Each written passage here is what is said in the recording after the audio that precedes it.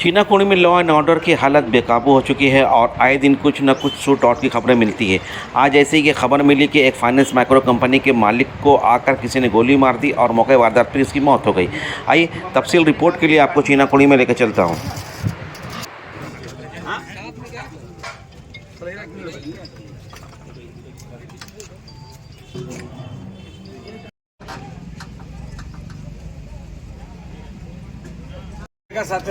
क्या घटना?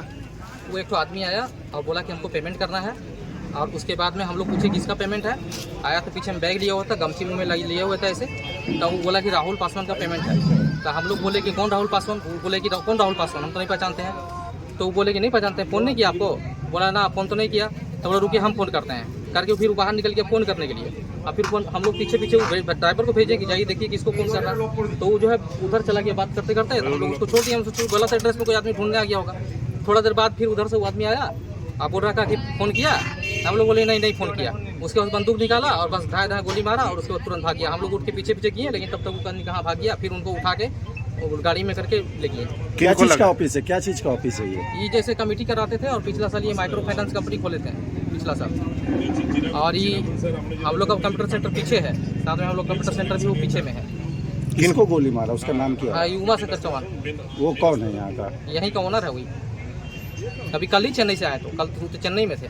CCTV camera है ऑफिस में? हाँ, ये सब वहाँ भी है, अंदर भी है, बाहर भी है, कार के पास भी है। क्या नाम है आपका? मेरा नाम राजकुमार। क्या राजकुमार? राजकुमार शर्मा। जैसे जैसे इलेक्शन का दिन करीब आता जा रहा है, दुर्गापुर हॉट सीट बनते हुए दिखाई दे रही है और यहाँ पे सीधा मुकाबला तृणमूल कांग्रेस के उम्मीदवार कीर्ति आज़ाद और बीजेपी के उम्मीदवार दिलीप घोष के दरमियान होते हुए दिखाई दे रही है। और दोनों के दरमियान ज़बानी जंग जारी है। दोनों एक दूसरे को ठेस करने में कोई भी कसर नहीं छोड़ रहे हैं और वोटर को लुभाने में भी कोई कसर नहीं छोड़ रहे हैं। आज कीर्ति आज़ाद ने प्रचार के दौरान क्या कहा, आइए आपकी उनसे मुलाकात कराता हूँ और सुनते हैं कि उन्होंने अपने प्रचार के दौरान क्या कहा।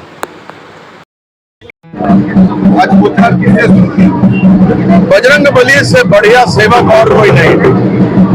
उन्होंने जिस प्रकार से प्रभु श्री राम और सीता माँ का उनको खोजना, उनको लाना, सेवा करना, और प्रभु श्री राम और सीता मैया का जब दरबार होता है तो उसमें राम, सीता, लक्ष्मण और नीचे बजरंग बली एक सेवक के रूप में रहते हैं। कहते हैं कि बजरंग बली महादेव के अवतार थे और उनके लाल रंग होने का भी एक अलग ही कहानी है। एक दिन सीता मैया थी, सिंदूर लगाई हुई थी सीता माँ, तो हनुमान जी तो ब्रह्मचारी थे, उनका विवाह हुआ नहीं था। तो उन्होंने सीता माँ से पूछा कि सीता माँ आप ये लाल क्या लगाए हुए हैं? तो सीता माँ हंसी, उनको मालूम था कि हनुमान ब्रह्मचारी हैं। तो उन्होंने कहा कि आपके जो प्रभु है ना, प्रभु श्री राम, उनको ये लाल रंग बहुत पसंद है। अगले दिन सभा में जब राजा राम, सीता माँ, भरत, शत्रुघ्न सब बैठे थे, हनुमान जी पूरा शरीर को लाल करके वहां आ गए। तो सीता माँ जानती थी क्या कारण है, तो पूछा गया कि लाल क्यों? तो अब क्या कहते हनुमान जी? तो सीता माँ ने धीरे से भगवान राम को बोला कि मैंने बताया था कि सिंदूर लाल रंग आपको पसंद है, तो ये आपके ऐसे सेवक हैं कि अपना पूरा शरीर ही लाल करके चले आए। तो इसीलिए मंगलवार के दिन हनुमान जी को हम लोग पूछते हैं और उनसे बड़ा सेवक कोई नहीं रहा है।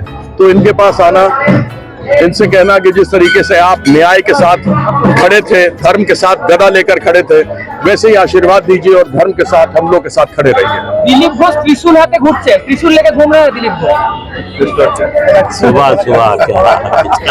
सुबह सुबह क्या नाम लेते हो यार? प्रभु का नाम लेना चाहिए सुबह सुबह, और आप किसका नाम लेते हो? देखो, सबसे पहली बात है कि दिलीप घोष जी से पूछो, वो अपने आप को हिंदू धर्म के मानते हैं, मेरे साथ बैठ जाएं, शास्त्रार्थ कर लें। ये 35वीं बार उनको मेरी चुनौती है, वो या उनका बीजेपी वाला या कोई भी आरएसएस वाला मेरे साथ बैठे, हिंदू और सनातन धर्म के बारे में बात करें, वो करें।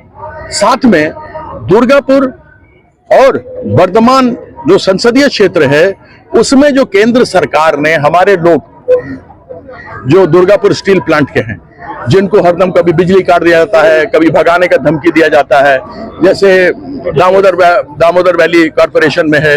इस तरीके से केंद्र सरकार के संयंत्र है जो बार बार जिन लोगों ने मेहनत करके अपना खून पसीना एक करके दुर्गापुर प्लांट खड़ा किया, दामोदर वैली को खड़ा किया, ऐसे पीएसयू को खड़ा किया, उन लोगों को बिना जगह दिए हुए आप रोज धमकाते हैं, कभी बिजली काटते हैं, कभी पानी काटते हैं। उसके लिए एक तो एसएस आलूवालिया ने 5 साल कुछ नहीं किया, ये मिदनापुर में कुछ नहीं किया था, तो ये यहाँ वापस आ गए। यहाँ क्यों आए हैं? इनका सिर्फ यही काम है कि कभी डंडा लेकर के कुकुर भगाओ, कभी त्रिशूल लेकर के देश को, लोगों को बहकाओ, कभी कुछ से कुछ बोलो कि बिहारी है इसको मार के भगा देंगे, टांग तोड़ देंगे। ये भाषा बंगाल के भद्र लोगों की नहीं है। भाषा उसकी होनी चाहिए कि वर्धमान में जो NH है, नेशनल हाईवे, उसके ऊपर कितने दिनों से एक रेलवे के ऊपर ओवरब्रिज बनना है, उससे लाखों लोगों को समस्या हो रही है। उसके बारे में क्यों नहीं बोलते? उसका क्या है? वहां साई का एक स्टेडियम है, उसके अंदर नशेड़ी लोग जाता है, शराब जो पीता है, जुआ खेलता है, उसको क्यों नहीं ठीक किया केंद्र सरकार का? ये जो हमारे दुर्गापुर स्टील प्लांट वाले हैं, दामोदर वैली वाले हैं, जो गरीब आदमी है, जो यहाँ बंगाल में रह के मेहनत मजदूरी करते हैं, उनको क्यों विस्थापित करने का प्रयास किया जाता है? इन सब पर बातें करें ना, तो कभी त्रिशूल लेके घूमता है, तो कभी डंडा लेके घूमता है, तो कभी कहता है ये कर देंगे, वो कर देंगे। पागल हो गया है वो।